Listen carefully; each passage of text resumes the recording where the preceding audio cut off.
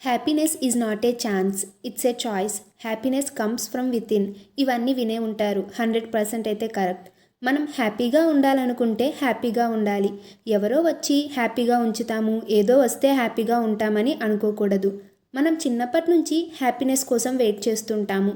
మంచి మార్క్స్ వస్తే హ్యాపీగా ఉంటాము, ఈ కాలేజ్లో సీట్ వస్తే హ్యాపీగా ఉంటాము, జాబ్ వస్తే హ్యాపీగా ఉంటాము, పెళ్లి చేసుకుంటే హ్యాపీగా ఉంటాము. వీటన్నిటి వల్ల హ్యాపీగా ఉంటాము. కానీ ఈ హ్యాపీనెస్ అనేది పర్మనెంట్ కాదు.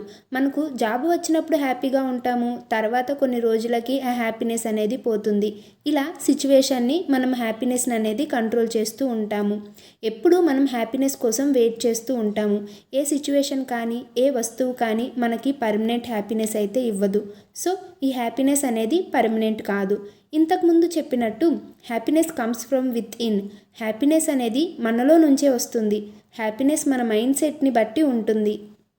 మన లైఫ్లో జరిగే వాటికి మనం ఎలా రియాక్ట్ అవుతాం అనే దాన్ని బట్టి ఉంటుంది. మనం ఏం చేసినా కూడా హ్యాపీగా ఉండేందుకే చేస్తాము. కానీ కొంతమంది హ్యాపీగా ఉండడానికి భయపడతారు.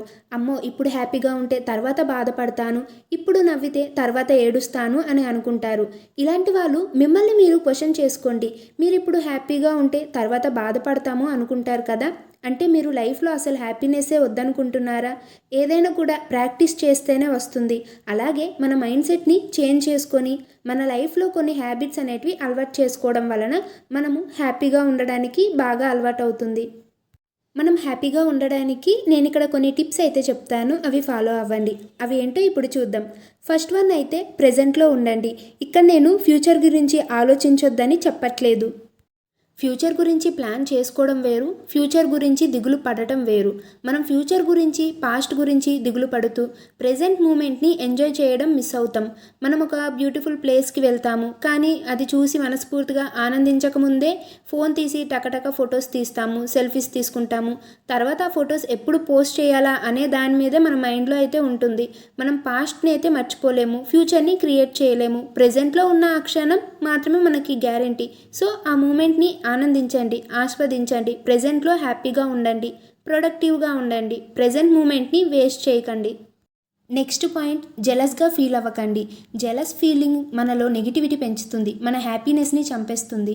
మీరు జెలస్గా ఉంటే అర్థం మిమ్మల్ని మీరు తక్కువ అంచనా వేసుకుంటున్నారు, మిమ్మల్ని మీరు నమ్మట్లేదని. ఇలా ఆలోచించడం వలన మనకే నష్టం. ఎందుకంటే ఇలాంటి ఆలోచనలు మన యూనివర్స్లోకి పంపడం వలన అలాంటి వాటినే మన లైఫ్లోకి అట్రాక్ట్ చేస్తాము. సో అలా కాకుండా పక్క వాళ్ళ సక్సెస్, హ్యాపీనెస్లో మనం కూడా పార్టిసిపేట్ చేయడం వలన మనం పాజిటివ్గా ఉండగలుగుతాము. మన లైఫ్లో సక్సెస్ని అట్రాక్ట్ చేయగలుగుతాము.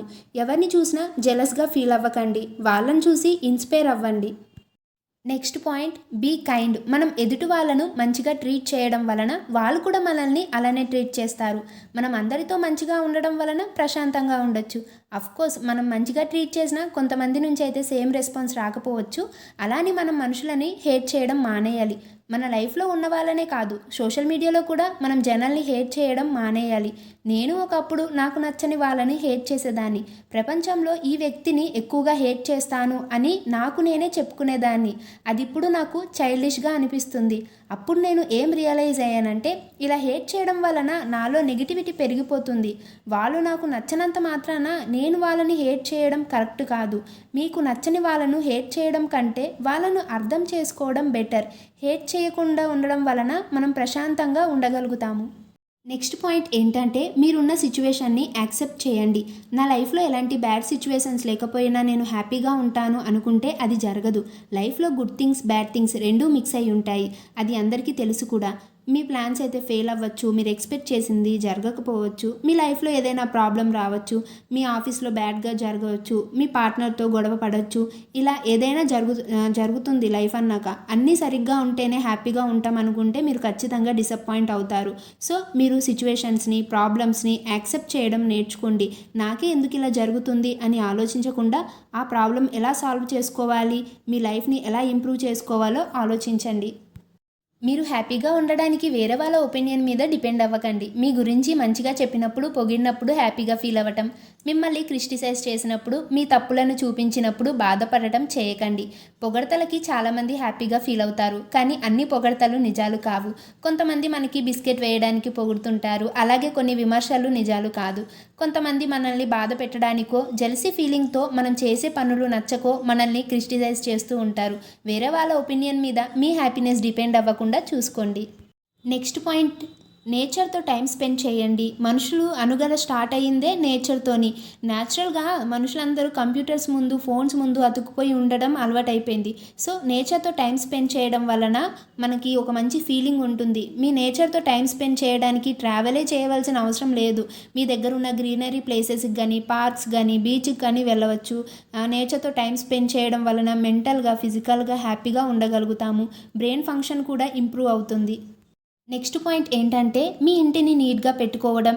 ఈ హ్యాబిట్ని అయితే నేను బాగా ఫాలో అవుతాను. ఎందుకంటే ఇంట్లో సామాన్లు చిందరవందరగా ఉంటే, ఇల్లు నీట్గా లేకపోయినా మైండ్ అంతా డిస్టర్బ్గా, గజిబిజిగా ఉంటుంది.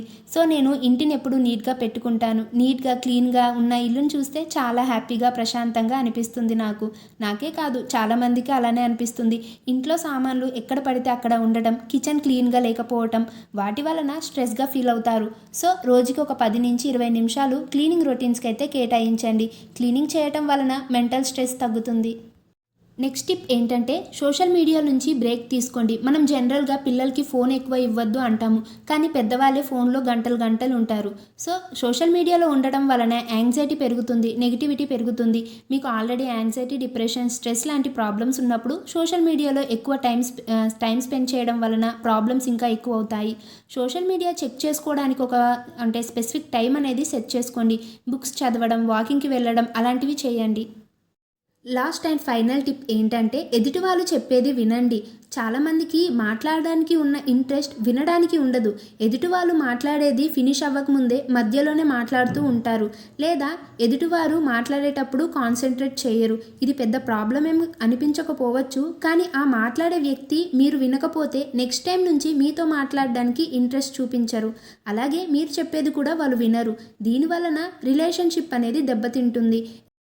ఈరోజు వీడియో నచ్చినట్లయితే కామెంట్ చేసి చెప్పండి. Thank you for watching. Please subscribe my channel.